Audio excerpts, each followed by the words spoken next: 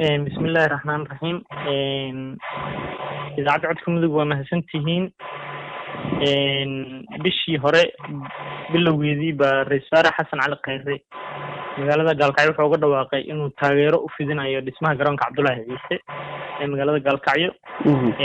رسالة وحن إندن وجينا جرانك وحن كوري كني لما عندكم من تسكي جرانك اللي قسمي رساله وكقنعي kadibna wuxuu ballan qaaday in garoonka dhamaystirkiisa uu ka qayb qaadanayo waxa intaas xigay risaaruhu wuxuu nagu xiray team ka tirsan xafiiskiisa oo guddiga ku xiray teamkaas ayaana si joogto ah ay xiriir u sameeynayay waxaan marnay process mataqaana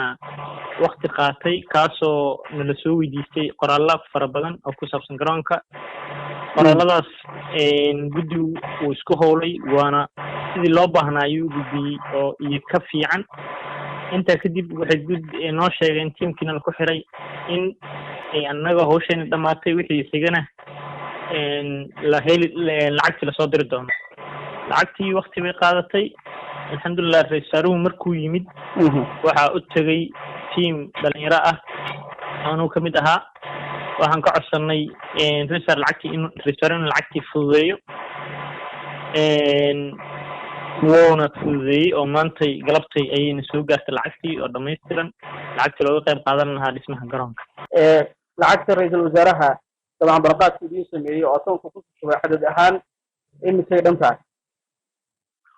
lacagta akoonka maantay naga soo gaartay waxay dhan tahay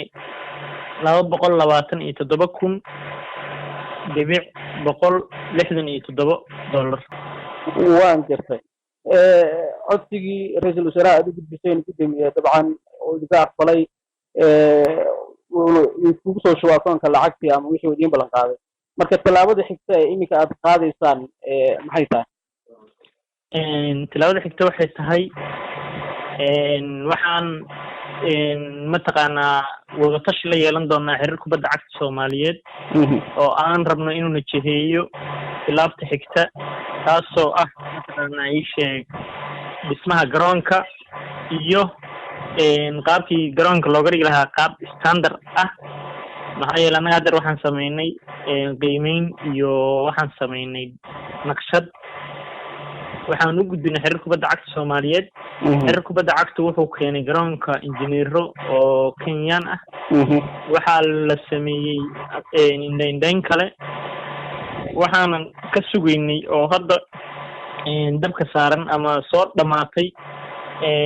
qorshihii mataqaanaa ay sheeg lacagta ku bixi lahayd iyo naqshadiisii oo standard ah macnaha marka berri waxaan la tashan doonaa oo aan la balansannahay gudoomiyaha ama madaxweynaha xiriir kubadda cagta Soomaaliyeed Cabdiqani Saciid Carab wixii nooga soo baxa ayaan tilaabteeda qaadi doonaa waxaan jecelnahay sida ugu dhaqsiyaha badan leh in hawsha garoonka aan ku gabagabayno Allah haduu yiraahdo waa tahay gudoomiye shaqo culus baad haystaan runtii muddana aad wadeen waqti badan ay idin harsan yihiin dhamaystirka garoonka dadka reer Gaalkacyo iyo guud ahaan Galmudugba ay isha ku hayaan in la hirgeliyo riyadaasi ah dhismaha garoonka Cabdullaahi Ciise Maxamuud caqabadaha ugu waaweyn hadda intaad hawsha aad wadaan idin soo wajahay maxaa mid iyo laba nagu sheegtaa caqabaduhu way iska badan yihiin laakiin haddana dhammaan waan ku tashanayna anagu hawsha aan qabanayno wax caqabad la'aana marnaba maanan filayn caqabada ugu daran aan la kulanno waxa weeye ka qayb qaadasho la'aan bulshadii hawshan loo hayay oo dhinacoodu ay ka leexday garoonka qayb qaadashadiisa taasaa midda noogu daran ahayd sidoo kale dadka deegaankan u dhashay oo ku matala deegaankan dowladda laftirkoodu qaybtii aan ka rabnay ama gacansiintii aan ka rabnay maanan ka helin soo daaha intay lacagtana soo daahday waa dareemi kartaan anagoo dhalinyaro yar ah in mataqaana xiriir lala sameeyo madaxdii dalkana way nagu adkeyd oo maanan heli karin awooddaas intaas la eg marka dhinaca matalaada laftirkeeda waanana ka haystay oo wax matalaada marnaba maanan ka arkin oo dadkii deegaankan ku matalayay mataqaana dowladda federaalka dhankaas waayahay gudoomiye ugu dambeyn marka dabcan waxaad sheegtay in dadkii deegaanka kaalintoodii aysan kasoo bixin sidoo kale dadkii mas-uuliyiinta ahaa deegaanka ku matalayay dowladda dhexena ay gaabis sameeyeen waxyaabihii laga filayay marka fariinta aad gaarsiinayso mas-uuliyiinta iyo dadka reer gaalkacyo guud ahaan galmudug ee caawa ku dhegeysanaya fariinta aan gaarsiinayo waxay tahay dhammaan bulshada dhan waxaan leeyahay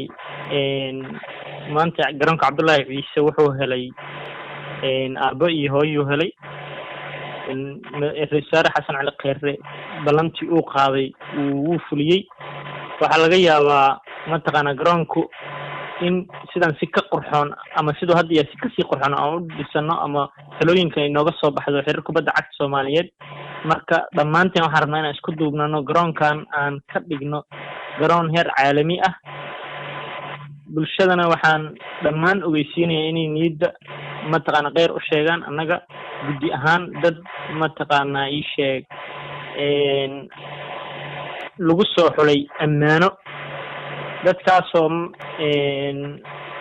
ballan qaaday in garoonkan sidii ugu habbooneed loo dhiso wixii mataqaana garoonkan uu leeyahana habkii loogu talagalay ay u maraan marka waxaan u ballan qaadayna bulshada dhammaan in garoonkan xaqiisa la siin doono oo meelna aysan ka aadi doonin nafteennana aysan aadi doonin naf kalena aanna sii doonin annagana ilaahay uu naga deeqtooniyey garoonkaas mataqaanaa wixii u yimid inaan wax ka raadin nafteenna waxaan u diidnana aanan qof kale siin doonin